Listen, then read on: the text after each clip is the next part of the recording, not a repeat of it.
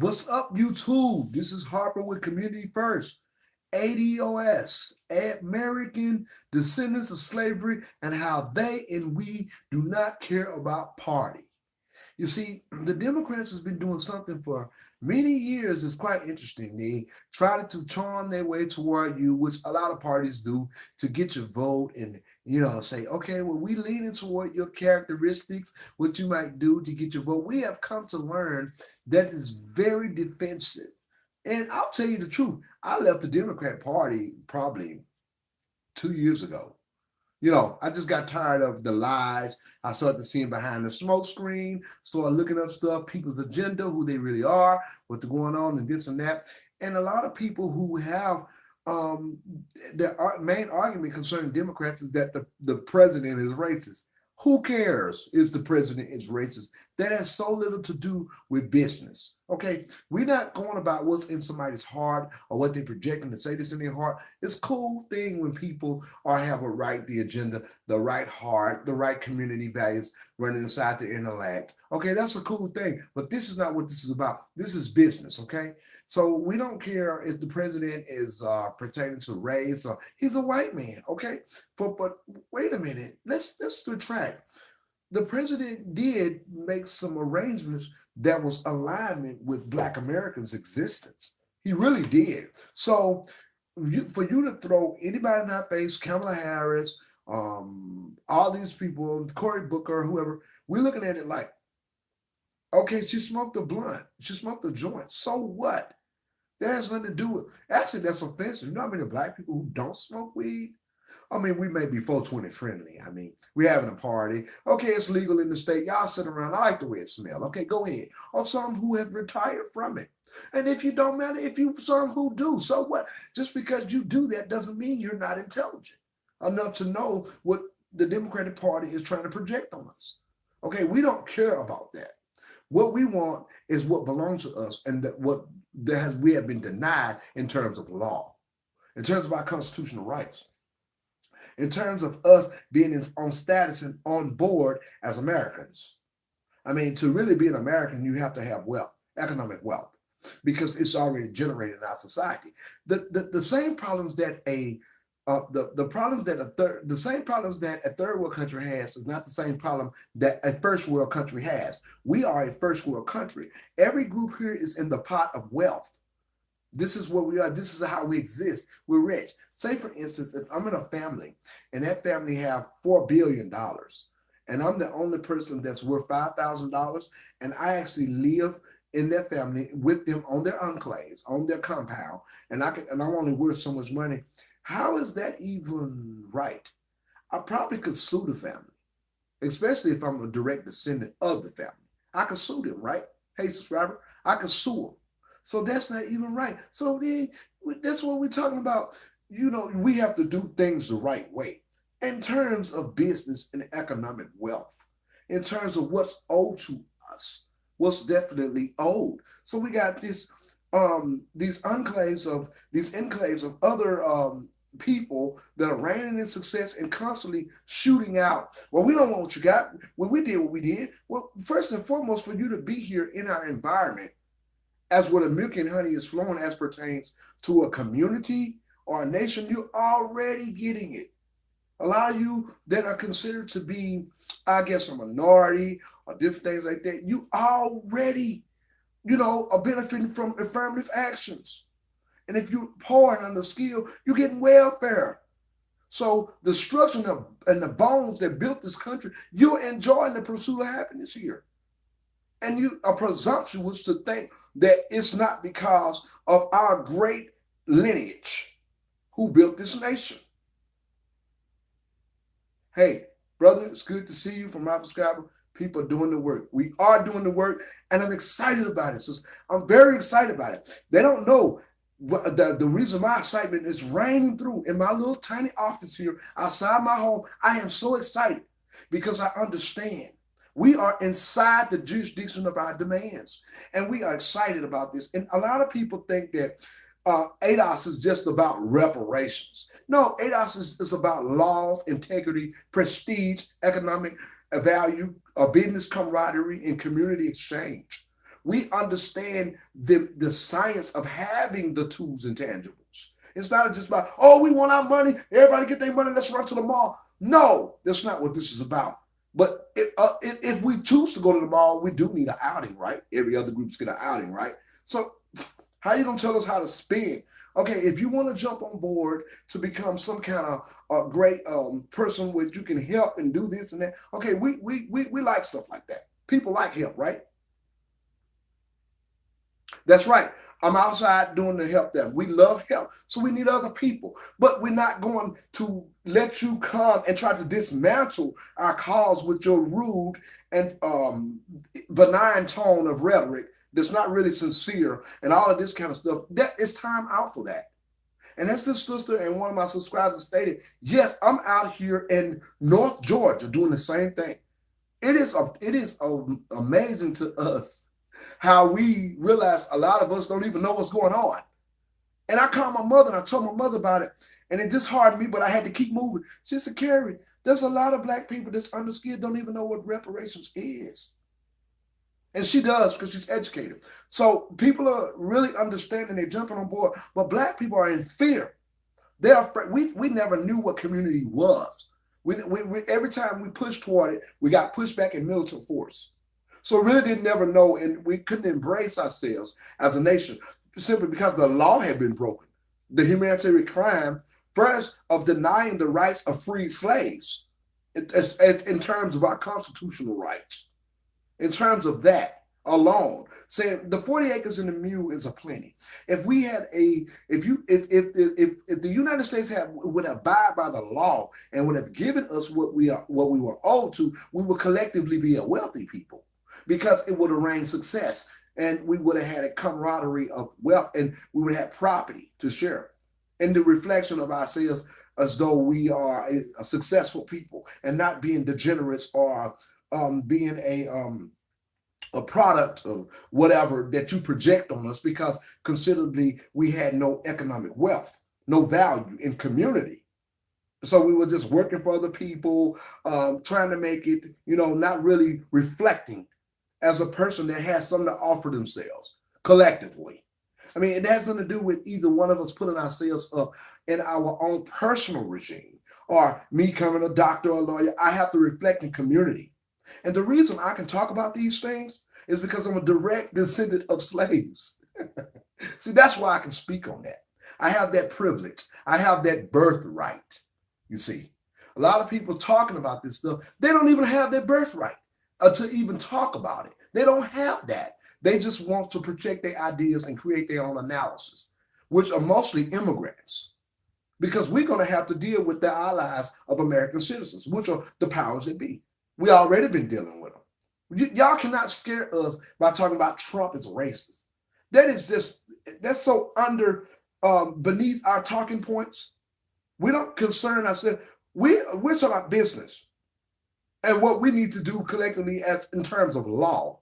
This has nothing to do with what somebody feel like they won't treat you like or whether they look at you like. And I don't even know that's put in question, because some people are not that racist. They're just crazy. Dr. Claude Anderson said it was crazy, and that Black people need to ask for what they want. Okay, this man probably got more time in front of him than behind him, as a matter of fact.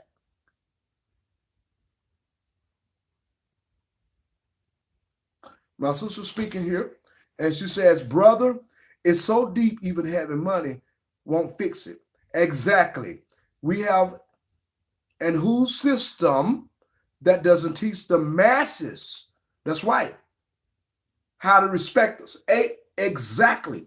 This is what this, in terms of us not having a value of property or intangibles, exactly. We have come into the place where we're not even American.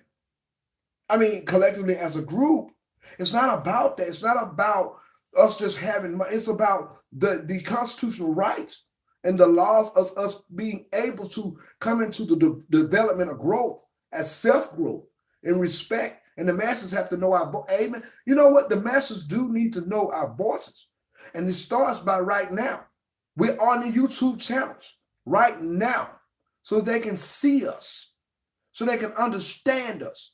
And we can clarify those ideas, which are ideologies that do not represent us as people who support their means of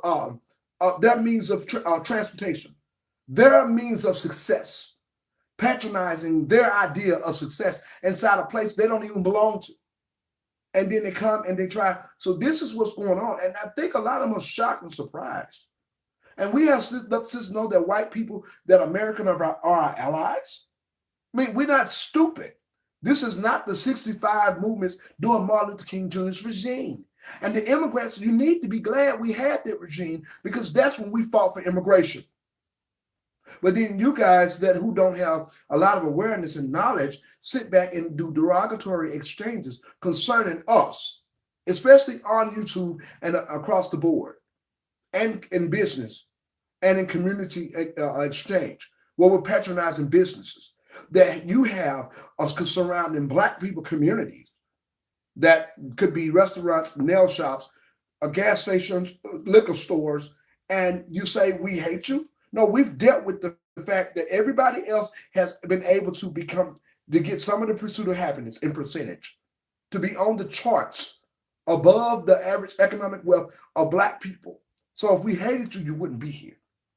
And then you come and say that because now you are afraid and so used to us catering to the idea of everybody else's success, which is not going to last, because we until we're on the table, and that's just what it is. So it's not going to be that. And first and foremost, the community itself and the structure of the bedrock surrounds the wealth of our ancestors, of who we are as a people. Read my subscriber.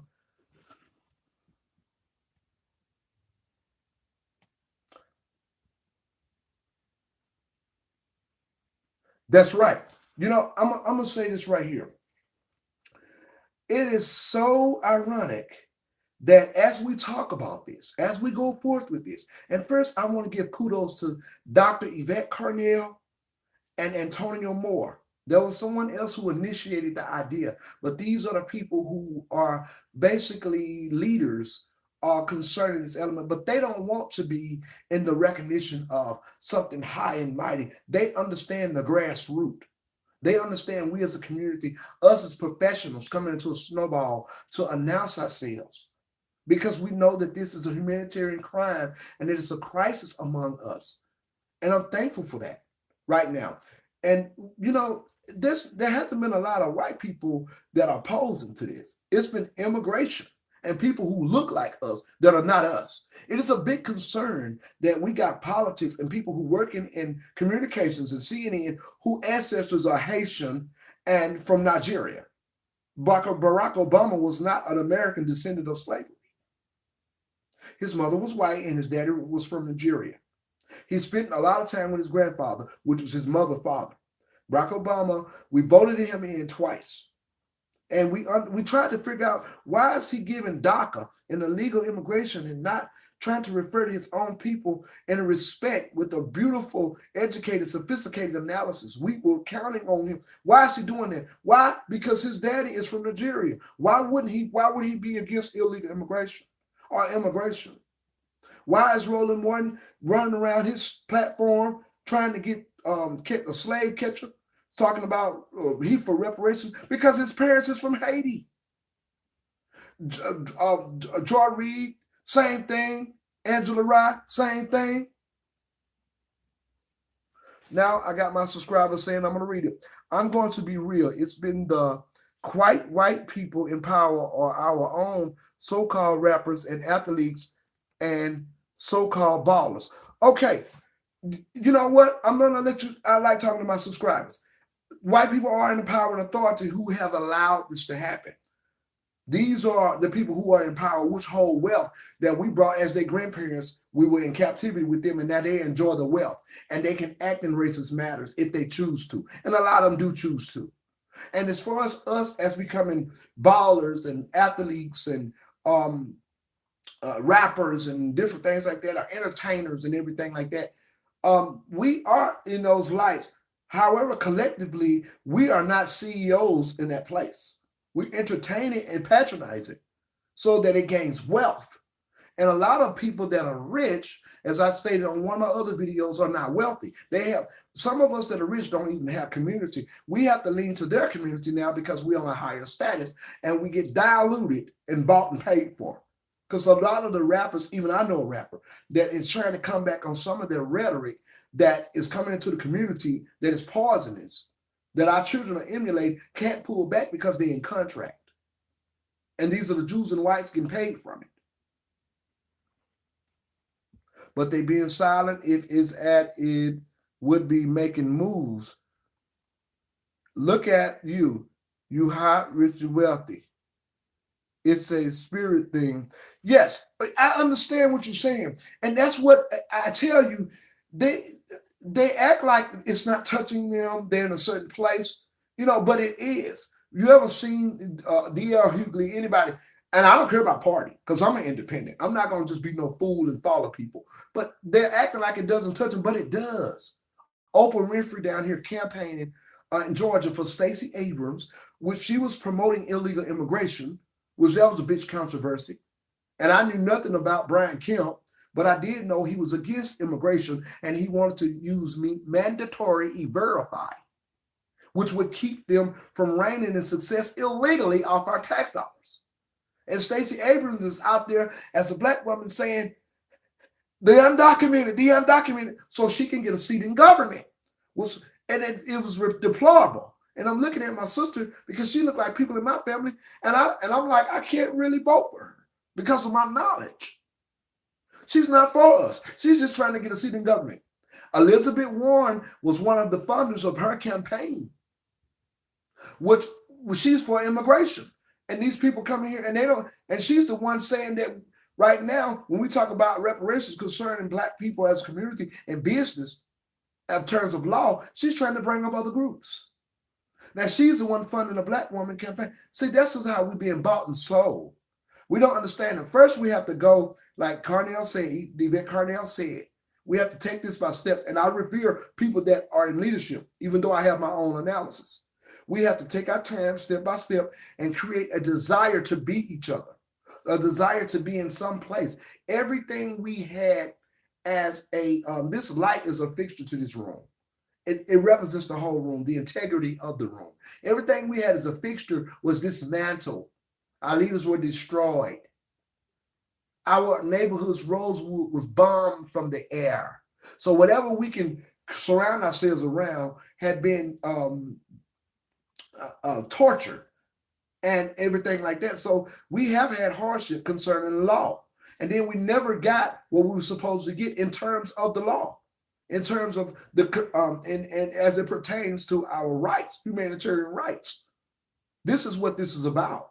And it is really utterly shameful that we have powerful people, as though you said, as a subscriber, athletes and people like that. And Oprah Winfrey built a school in Africa because she went over there and we got pulled in our heads about where we come from. And she saw people black like her pissing in the river and, dying from crisis of not having food and no education. So she built a school. But what about the people that reflect her as a icon right here? Where is our school for our children? Where is the all girls black school? Whatever she want to do. Whatever she wants to do. So I'm not saying that it's a bad thing that she built a school in Africa or anything of that nature, but charity begins at home and then it's spread abroad. You don't just take people and go outside your jurisdiction and start. That's what we've been doing. Now we realize we're in dire situation. I mean, as far as community value, the average black home is worth less than $1. So now we're here. And then we got people coming in contact with us, sister, that want to tell us. But I actually believe and hope that the athletes and everybody who's rich get on because immigration. Yes, immigration is a very powerful renaissance that has been coming here, and it's a threat because now it's becoming disrespectful in terms of law. We're not talking about in social community. That's another story. where black people have lawsuits on immigrants. Now, I know that as a community person. I know somebody right now had 3 black people had to sue an East Indian who runs a UPS storefront who did not want to pay them correctly. He was dictatorship. They had a hostile environment, and the other people that were in there with other groups, he would treat very fine. He'd leave black people in the lobby and not go to them and send the other black clerk or whoever he got working inside. I went there to investigate it. I saw it myself. And they have to go, he was this is somebody from East India that got bought UPS storefronts, and they love that. They got UPS storefronts and FedExes and stuff. Well, now the news may not have got to them, but ADOS not playing. We're serious. We're a powerful entity. We are snowballing. And I'm telling my young men and women out there, pay attention. You have a place in this world. You have things that are owed to you by these United States government. This is your native home country. And then, it's interesting that the Pan-Africanisms are what they do. My sister is a Pan-African, and I'm not. But I like to lean toward the idea of our culture. So I like the costumes, and I like to come up with the name, and I'm Ibaba and whatever, and Ababa, and she's Sarama or whatever.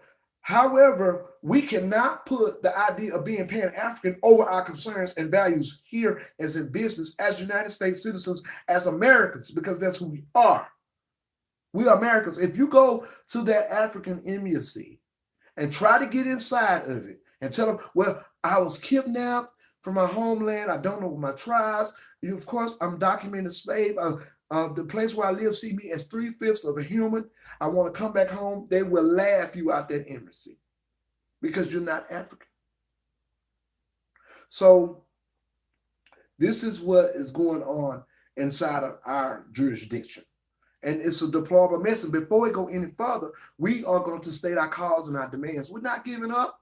But before I leave today, I want to let y'all know that I appreciate y'all out there. Tariq Nasheed, Dr. Yvette Carnell, Attorney Antonio Moore, B Miles, my brother. We started at the same time, but I never was solid. I never kept coming back doing my videos, but kudos to you and stay on track. I like that.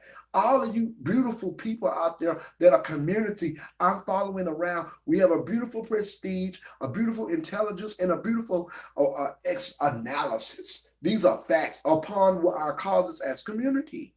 And I think that we understand something different now than what we did before.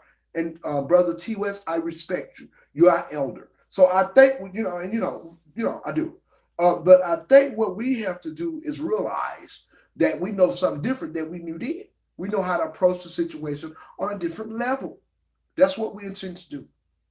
And, I'll come back because I want to share a little about who I am or where I come from and what happens. I am an ADOS person.